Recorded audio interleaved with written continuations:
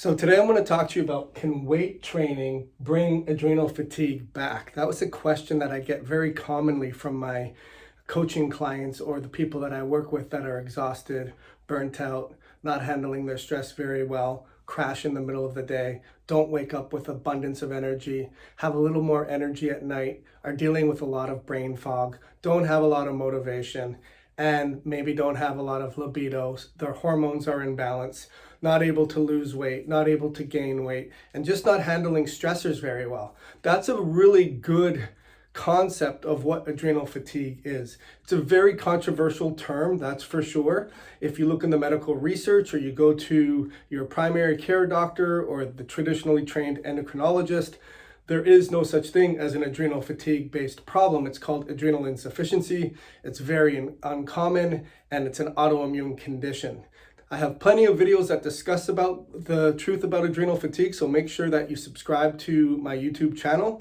You give me a thumbs up, a like, or a comment. My name is Dr. Joel Rosen, and I have a website called The Truth About Adrenal Fatigue, and I love to answer questions about people that are exhausted and burnt out and what to do about it, because ultimately you are not getting the answers to your questions. You're not being validated. You're not being taken seriously. You're not being told that there's anything wrong with you, that adrenal fatigue is real, that your blood tests are normal, and you're frustrated, perhaps, correct? So if that's the case, make sure you like this channel, give me a thumbs up, and buckle down and gear in and wait to hear the truth about adrenal fatigue as it relates to, can weight training bring adrenal fatigue back? So this is a very, very near and dear subject for me because I was an obsessive compulsive weight trainer. I was a trainer in the gym.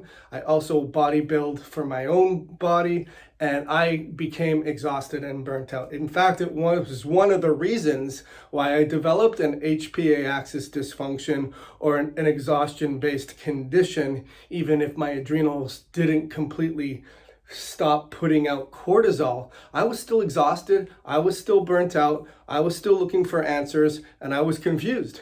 And I wanted to know, can adrenal fatigue be brought on by weight training, let alone can weight training bring it back? And what I want to explain to you is that when your body is under stress, and I don't just mean like your relationship stress or your work stress or your family stress or your financial stress or your community stress or your country stress. Those things are really stressful in and of themselves. But I'm also talking about circadian rhythm stress, nutritional stress, inflammatory stress, chemicals and toxin stress, infection stress, life stress, physical stress. All of that will be impacting your body at a level that your body cannot keep up with the supply and demand. And I've said that over and over again. But what I want you to realize is that you've probably remembered this term called mitochondria.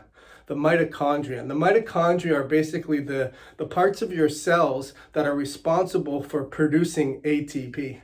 And the mitochondria really are responsible for communication, for cell death, for growth, for repair, reproduction. It's basically where the cell is able to make energy.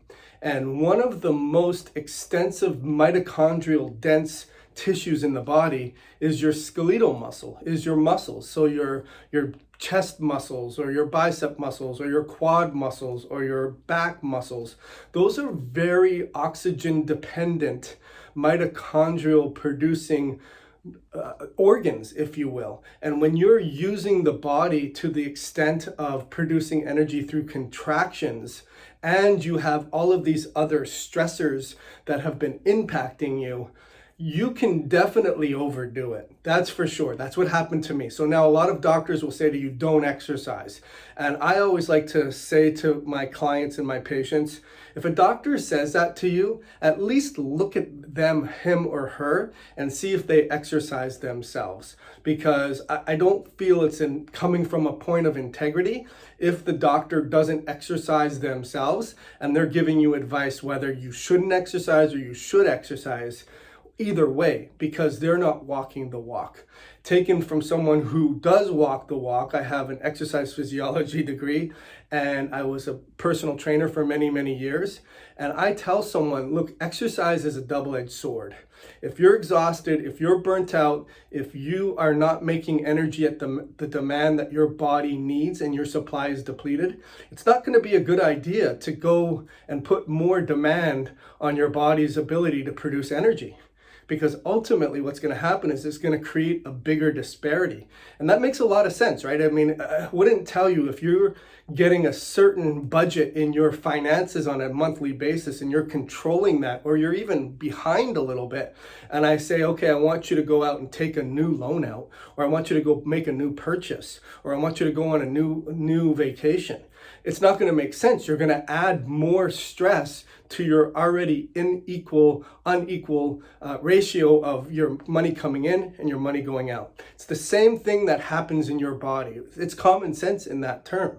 Now, as far as too little exercise, it's true that you could be doing too little as well. So it doesn't necessarily mean you should go and lift weights and do high intensity exercises. Movement in general can be very, very important.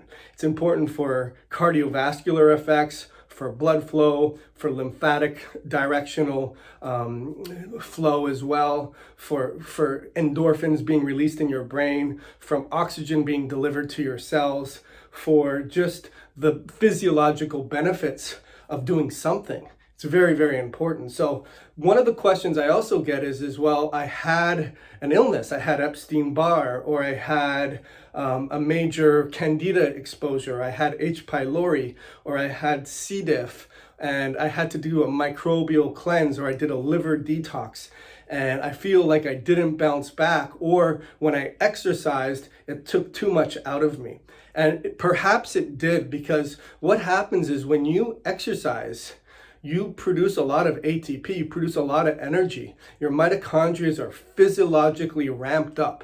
And as a result, they will produce more free radicals. When you break down and tear down your tissues, you are creating a catabolic breakdown of your tissues. And that's a very energetically demanding process, meaning like your cells have to recuperate from that. They have to produce energy, and there's a lot of smoke coming out of the chimney, so to speak. You're putting a lot of logs on the fire, and that smoke is coming out of the chimney. In your body, that's creating a lot of free radicals, which in general is a very healthy process. Free radicals are important for immune signaling, for killing pathogens, for telling your body to reset itself, to be able to maintain a physiological homeostasis.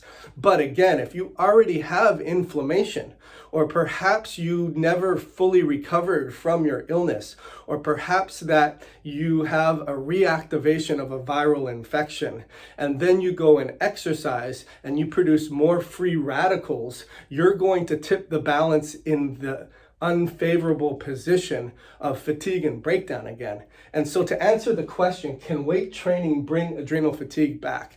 Absolutely it can, but you have to make sure that you are in that bell-shaped curve, meaning you're not doing too little, you're not doing nothing, you're not doing too much, you're doing just right. How do you know? Well, you have to go out and test yourself. You have to be able to make sure that you're able to keep up to the intensity that you are at right now. You can't go back to the level that you stopped with. And that's a frustrating part for a lot of people. That was frustrating for me because I couldn't start where I left off, and I felt weaker. I had less intensity. I got tired a lot quicker. Too bad, Joel. You're going to have to start slowly and make your way up. And you know what? Maybe you'll never do it the way you were when you were 30.